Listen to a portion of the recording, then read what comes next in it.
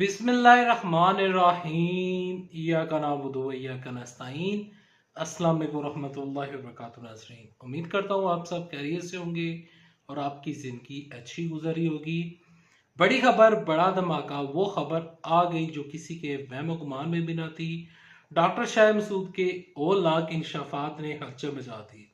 Doctor Shah Masood के तहलका खेज इंकशाफात क्या है, उनके ऑनलाइन इंकशाफात क्या कहते हैं, आज की बड़ी खबरें भी आपके साथ इस वीडियो में डिस्कस की जाएंगी। मौलाना फजलुर रहमान की सियासत के बारे में बात होगी, जनरल कमर बाजवा के बारे में बात होगी, इमरान खान साहब के बारे में बात होगी और इसके अलावा उस शख्स के बारे में बात होगी जिस शख्स के बारे में डॉक्टर शाह मसूद ने अपने प्रोग्रामों में बड़े बड़े इंकशाफात किए। इंकशाफात क्या थे, तमाम खबरें क्या हैं, आपके साथ इस वीडियो में डिस्कस करने से पहले, आगे बढ़ने से पहले आप सबसे रिक्वेस्ट है कि इस वीडियो को लाइक कर लें, चैनल सब्सक्राइब कर लें, साथ लगे नोटिफिकेशन बेल आइकन दबा लें ताकि जो आने वाली वीडियोस हैं आप उनको मिस ना कर सकें। डॉक्टर शाह मसूद ने अपने प्रोग्राम में बड़ा इंकशाफ करते हुए कहा है कि इमरान खान साहब की जो हुकूमत इस टाइम काम कर रही है और जो निज़ाम गिरा नहीं है, एक शख्स है उसने ये निज़ाम गिरने से बचा लिया है और इमरान खान साहब की इनडायरेक्टली इमरान खान साहब की मदद की है। डॉक्टर शाह मसूद ने किस बंदे का नाम लिया वो मैं आगे चल के बताऊंगा। उससे पहले मैं साबिर शाकिर की एक वीडियो जो कि उन्होंने यूट्यूब चैनल के ऊपर बनाई जिसमें वो कहते हैं कि 10 तारीख को 10 मार्च को इमरान खान साहब की हुकूमत ख़त्म होने वाली थी और उसके बाद कुछ ऐसे लोग थे और कुछ लोगों की वजह से और कुछ लोगों की हेल्प आउट करने की वजह से इमरान खान साहब की हुकूमत बच गई। वो लोग कौन थे, डॉक्टर शाह मसूद ने इशारा क्या किया, अब मैं आपके साथ इस वीडियो में शामिल करना चाहूंगा। डॉक्टर शाह मसूद ने अपने प्रोग्राम में कहा कि आसफ अली जरदारी ने इमरान खान साहब की मदद की है और इमरान खान साहब की हुकूमत को गिरने से बचा लिया है। उनका ये कहना है, बल्कि ना सिर्फ उनका कहना है बल्कि इस टाइम यूट्यूब कम्युनिटी जितने भी उठा लें वो यही कह रहे हैं कि आसिफ जरदारी जो हैं वो उनके इस्टेब्लिशमेंट के साथ, पाकिस्तान की फ़ौज के साथ काफ़ी अच्छे तल्कात हैं, जनरल कमर बाजवा के उनके साथ काफ़ी अच्छे तल्कात हैं। तो इस वजह से आसिफ जरदारी ने को उनके साथ कोई मैसेज भी कन्वे किया गया है। तो तमाम तर चीज़ें हुई हैं। तो अंदरूने खाना से इनडायरेक्टली तौर पर आसिफ जरदारी ने इमरान खान साहब की मदद की है और इमरान साहब की हुकूमत को गिरने से बचा लिया है। डॉक्टर शाह मसूद ने अपने प्रोग्राम में तर्क खेज इंसाफ करते हुए कहा है कि आसिफ अली जरदारी जो हैं उन्होंने इमरान खान साहब की हुकूमत को न सिर्फ गिरने से बचा लिया बल्कि इस सिस्टम को गिरने से बचा लिया और तमाम तर चीज़ें की गई हैं। यहाँ पर मैं डॉक्टर शाह मसूद के इस तज्जिए से एग्री करूं या ना करूं, उनको कोई ख़ास फ़र्क नहीं पड़ता, लेकिन मैं अपनी जो राय है वो मैं दूंगा और जो मेरा तज्जिया है वो आपके साथ मैं इस वीडियो में शामिल करूंगा। मेरा तज्जिया ये है कि इमरान खान साहब ने जब सेनेट का इलेक्शन हारा, जब मैं हफीज शेख की बात कर रहा हूँ, जब हफीज शेख ने सेनेट का इलेक्शन हारा तो उसके बाद इमरान खान साहब ने वोट ऑफ कॉन्फिडेंस लिया। इमरान खान साहब ने वोट ऑफ कॉन्फिडेंस लिया, 178 अरकान असम्बली ने उनको वोट दिया। वहां पर एक पॉइंट मैं आपको बताना चाहता हूं कि वहां पर एक शख्स मौजूद था जो कि पीपल्स पार्टी का बहुत करीबी है। पीपल्स पार्टी के हर मीटिंग में वो शख्स मौजूद होता है और बड़ा बड़ा जरदारी उस शख्स को काफी पसंद करते हैं। मैं बात कर रहा हूँ मोहसिन दावड़ की।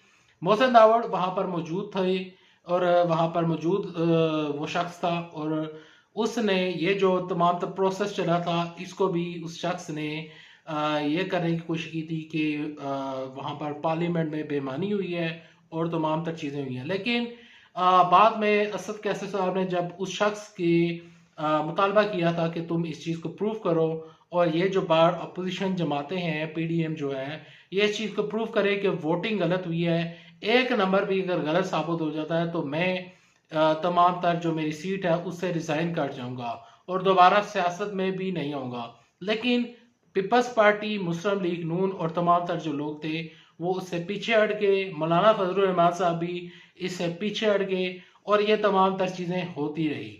यहाँ पर जो डॉक्टर शाह मसूद खबर दे रहे हैं या साबर शाकर जो खबर दे रहे हैं या बाकी जितने भी यूट्यूब चैनल्स वाले जितने भी खबरें दे रहे हैं कि आसद जरदारी ने इमरान खान साहब को बचाया था, तो इसका जो मेरा तजिया है वो ये है कि इमरान खान साहब ने जब तकरीर की थी, जब 178 वोट लिए थे, तो उसमें उन्होंने आसद जरदारी की तरफ इशारा करके कहा था कि ये शख्स मिस्टर 10% है।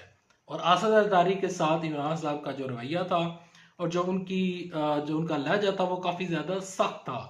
इमरान खान साहब ने अपने पैगाम जारी करते हुए कहा था कि आसद जरदारी को लोग आसद जरदारी क्यों कहते हैं कि एक आसद जरदारी सब पे बारी, ये बंदा पैसा चलाता है और पैसे चला कर ये क्या सब पे बारी है। ये आसद जरदारी एक आसद जरदारी सब पे नहीं बारी।